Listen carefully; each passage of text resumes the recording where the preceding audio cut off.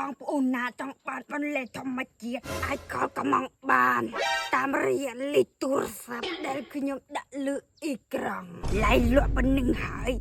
ដឹងតែលក់ដាច់ហើយអូអ្នកចិត្តខាងខ្ញុំលក់បន្លែធម្មជាតិ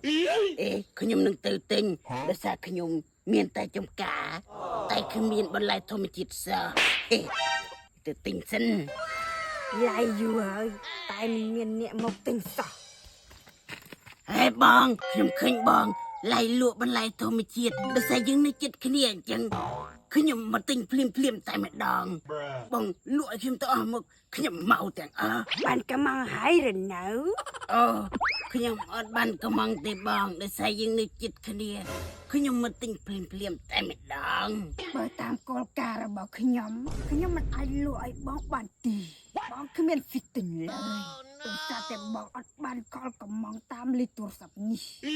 វាមិនដែលអញ្ចឹងតើខ្ញុំគួរធ្វើយ៉ាងណាអញកលកំងឥឡូវនេះទៅចាំខ្ញុំលក់អើយវាមិនដែលកំងក៏កំងដែរអាឡូបង